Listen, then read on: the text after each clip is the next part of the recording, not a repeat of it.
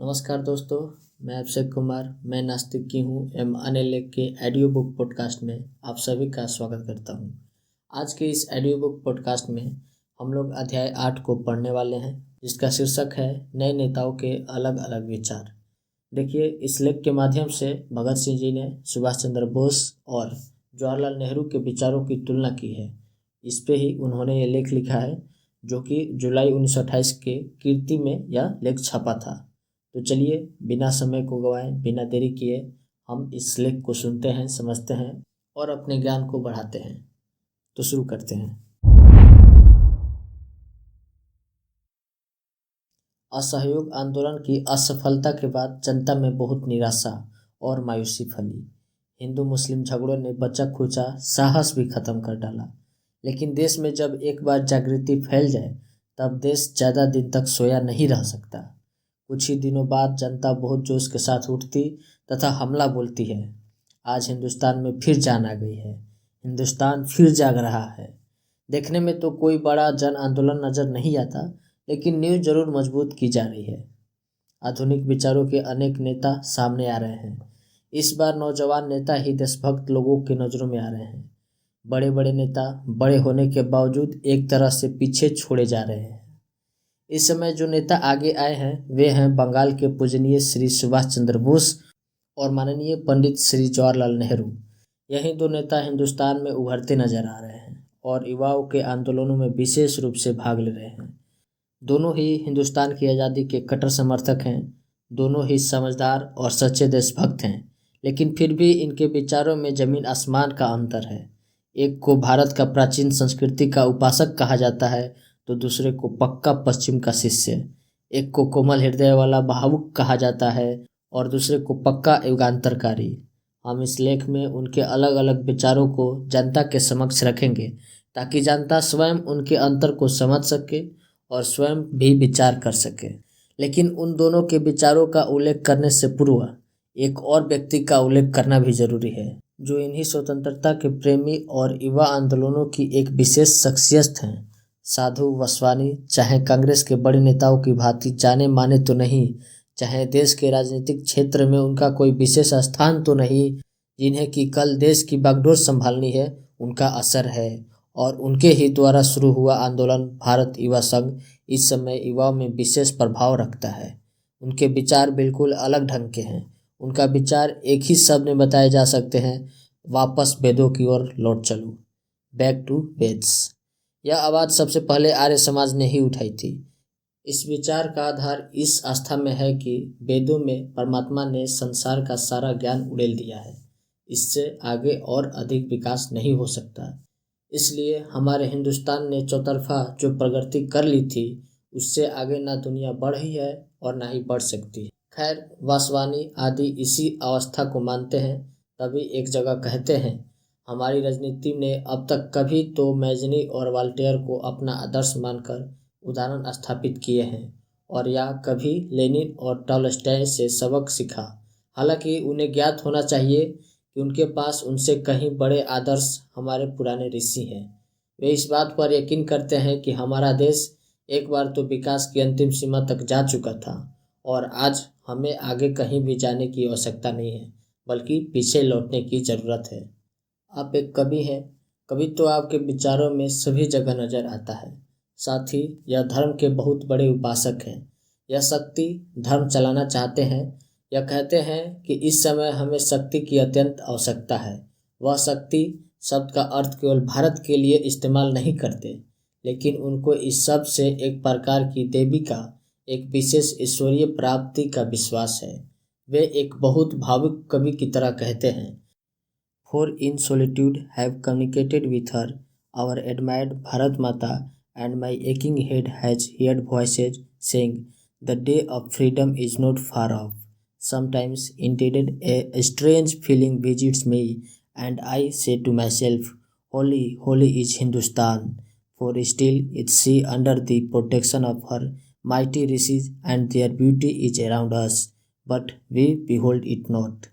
अर्थात, एकांत में भारत माता की आवाज़ मैंने सुनी है। मेरे दुखी मन ने कई बार आवाज़ सुनी है कि आज़ादी एक दिन दूर नहीं।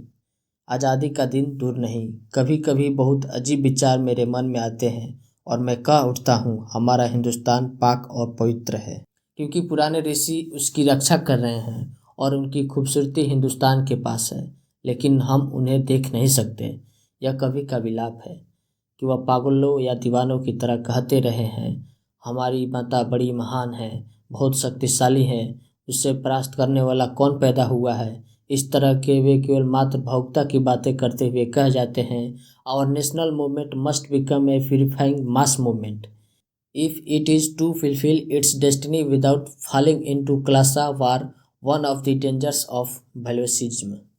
अर्थात हमें अपने राष्ट्रीय जन आंदोलन को देश सुधार का आंदोलन बना देना चाहिए, तभी हम वर्ग युद्ध के बोल्शेविज्म के खतरों से बच सकेंगे। वह इतना कहकर ही गरीबों के पास जाओ, गांवों की ओर जाओ, उनको दवा दारू मुफ्त दो, समझते हैं कि हमारा कार्यक्रम पूरा हो गया। वे छायावादी कवि हैं, उनकी कविता का कोई विशेष अर्थ तो नहीं निकल सकता, मात्र दल का उत्साह बढ़ाया जा सकता है। बस पुरातन सभ्यता के शोर के अलावा उनके पास कोई कार्यक्रम नहीं। युवाओं के दिमागों को वे कुछ नया नहीं देते, केवल दिल को भावुकता से ही भरना चाहते हैं। उनका युवाओं में बहुत असर है और भी पैदा हो रहा है। उनके दकियानुसी और संक्षिप्त से विचार यही है जो कि हमने ऊपर बताए हैं। उनके विचारों का राजनीतिक क्षेत्र में सीधा असर ना होने के बावजूद बहुत असर पड़ता है, विशेषकर इस कारण कि नौजवान युवाओं को ही कल आगे बढ़ना है और उन्हीं के बीच इन्हीं विचारों का प्रसार किया जा रहा है। अब हम श्री सुभाष चंद्र बोस और श्री जवाहरलाल नेहरू के विचारों पर आ रहे हैं। 2-3 महीनों से आप बहुत सी कॉन्फ्रेंसों के अध्यक्ष बनाए गए और आपने अपने विचारों के लोगों के सामने रखे। सुभाष बाबू को सरकार तख्तापलट गिरोह का सदस्य समझती है और इसलिए उन्हें बंगाल अध्यादेश के अंतर्गत कैद कर रखा था। आप रिहा हुए और गर्म दिल के नेता बन गए। आप भारत का आदर्श पूर्ण स्वराज्य मानते हैं और महाराष्ट्र कॉन्फ्रेंस में अध्यक्षीय भाषण में अपने इसी प्रस्ताव का प्रचार किया। पंडित जवाहरलाल नेहरू स्वराज पार्टी के नेता मोतीलाल नेहरू के ही सुपुत्र हैं। बैरिस्टरी पास हैं, आप बहुत विद्वान हैं, आप रूस आदि का दौरा कर आए हैं, आप भी कर्म दल के नेता हैं और मद्रास कॉन्फ्रेंस में आपके और आपके साथियों के प्रयासों से ही पूर्ण स्वराज्य का प्रस्ताव स्वीकृत हो सका था। आपने अमृतसर के कॉन्फ्रेंस के भाषण में भी इसी बात पर जोर दिया था। लेकिन फिर भी इन दोनों सज्जनों के विचारों में जमीन आसमान का अंतर है। अमृतसर और महाराष्ट्र कॉन्फ्रेंसों के इन दोनों अध्यक्षों के भाषण पढ़कर ही हमें इनके विचारों का अंतर स्पष्ट हुआ था। हालांकि बाद में बम्बई के एक भाषण में यह बात स्पष्ट रूप से हमारे सामने आ गई। पंडित जवाहरलाल नेहरू इस जनसभा की अध्यक्षता कर रहे थे और सुभाष चंद्र बोस ने भाषण दिया। वह एक बहुत भावुक बंगाली हैं। उन्होंने भाषण आरंभ किया और हिंदुस्तान का दुनिया के नाम एक विशेष संदेश है, वह दुनिया को आध्यात्मिक शिक्षा देगा।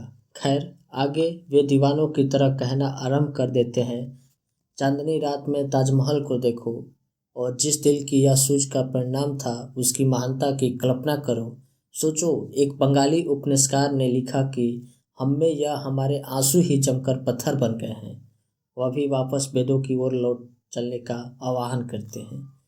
आपने अपने पूना वाले भाषण में राष्ट्रवादिता के संबंध में कहा है कि अंतर्राष्ट्रीयतावादी राष्ट्रीयतावादी को एक संकीर्ण दायरे वाली विचारधारा बताते हैं, लेकिन यह भूल है। हिंदुस्तानी राष्ट्रीयता का विचार ऐसा नहीं है। वह ना संकीर्ण है और ना ही निजी स्वार्थ से प्रेरित है और ना ही उत्पीड़नकारी है, क्योंकि इसकी जड़ या मूल तो सत्यम शिवम सुंदरम है, अर्थात सच, कल्याणकारी और सुंदर। यह भी वही छायावाद है, कोरी भावुकता है। साथ ही उन्हें भी अपने पुरातन युग पर बहुत विश्वास है। वह प्रत्येक बातों में अपने पुरातन युग की महानता देखते हैं। पंचायती राज का ढंग उनके विचारों में कोई नया नहीं। पंचायती राज और जनता के राज स्वयं कहते हैं कि हिंदुस्तान में बहुत पुराना है।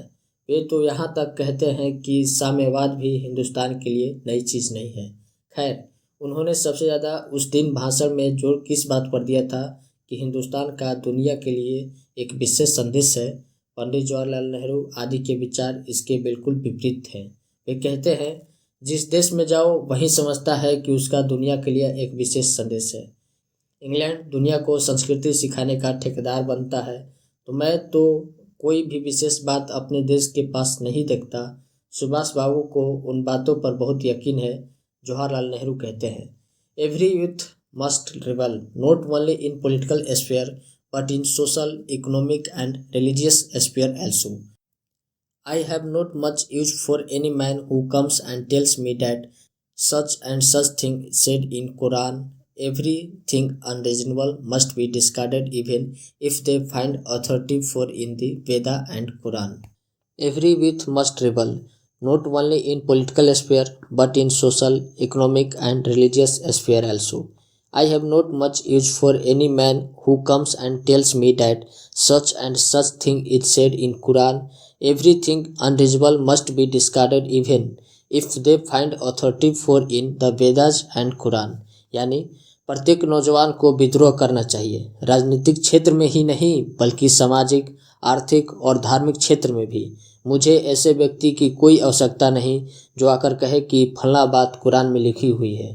कोई बात जो अपने समझदारी की परख से सही साबित ना हो, उसे चाहे वेद और कुरान में कितना भी अच्छा क्यों ना कहा गया हो, नहीं माननी चाहिए।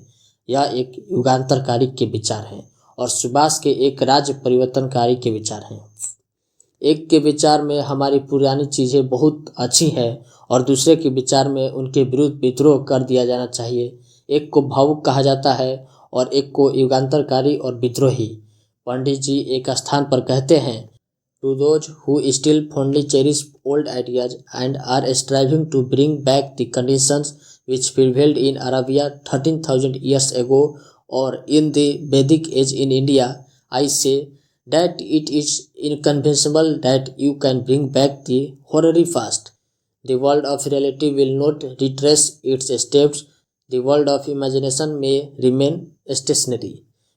वे कहते हैं कि जो अभी कुरान के ज़माने के अर्थात 1300 वर्ष पीछे की अरब की स्थितियाँ पैदा करना चाहते हैं, जो पीछे वेदों के ज़माने की ओर देख रहे हैं, उनसे मेरा कहना है कि यह तो सोचा भी नहीं जा सकता कि वह युग वापस लौट आएगा। वास्तविक दुनिया पीछे नहीं लौट सकती। काल्पनिक दुनिया को चाहे कुछ दिन या स्थिर रखो और इसलिए वे विद्रोह की आवश्यकता महसूस करते हैं। सुभाष बाबू पूर्ण स्वराज के समर्थन में है क्योंकि वे कहते हैं कि अंग्रेज पश्चिम के वासी हैं, हम पूर्व के। पंडित जी कहते हैं, हमें अपना राज्य कायम करके सारी सामाजिक व्यवस्था बदलनी चाहिए। उसके लिए पूरी स्वतंत्रता प्राप्त करने की आवश्यकता है। सुभाष बाबू मजदूरों से सहानुभूति रखते हैं और इनकी स्थिति सुधारना चाहते हैं। पंडित जी एक क्रांति करके सारी व्यवस्था को बदल देना चाहते हैं। सुभाष भावुक हैं दिल के लिए, नौजवानों के लिए बहुत कुछ दे रहे हैं पर मात्र दिल के लिए। दूसरा युगांतरकारी है जो दिल के साथ साथ दिमाग को भी बहुत कुछ दे रहा है। They should aim at Swaraj for the masses based on socialism that was revolutionary change which they could not bring out without revolutionary methods. Mere reform or gradual repairing the existing machinery could not achieve the real proper Swaraj for the general masses. अर्थात हमारा समाजवादी सिद्धांतों के अनुसार पूर्ण स्वराज होना चाहिए जो कि युगांतरकारी तरीकों के बिना प्राप्त नहीं हो सकता। केवल सुधार और मौजूदा सरकार की मशीनरी की धीमी धीमी की गई मरम्मत जनता के लिए वास्तविक स्वराज्य नहीं ला सकती। यह उनके विचारों का ठीक ठाक अक्स है। सुभाष बाबू राष्ट्रीय राजनीति की ओर उतने समय तक ही ध्यान देना आवश्यक समझते हैं जितने समय तक कि दुनिया की राजनीति में हिंदुस्तान की रक्षा और विकास का सवाल है। परंतु पंडित जी राष्ट्रीयता के संकीर्ण दायरों से निकलकर खुले मैदान में आ गए हैं। अब सवाल यह है कि हमारे सामने दोनों विचार आ गए हैं, हमें किस ओर झुकना चाहिए। एक पंजाबी समाचार पत्र ने सुभाष की तारीफ के पुल बांधकर पंडित जी आदि के बारे में कहा था कि ऐसे विद्रोही पत्थरों से सिर मार मार कर मर जाते हैं। ध्यान रखना चाहिए कि पंजाब पहले ही बहुत भावुक प्रांत है। लोग जल्द ही जोश में आ जाते हैं और जल्द ही झाग की तरफ बैठ जाते हैं। सुभाष आज शायद दिल को कुछ भोजन देने के अलावा कोई दूसरी मानसिक खुराक नहीं दे रहे हैं। अब आवश्यकता इस बात की है कि पंजाब के नौजवानों को इन युगांतरकारी विचारों को खूब सोच विचार कर पक्का कर लेना चाहिए।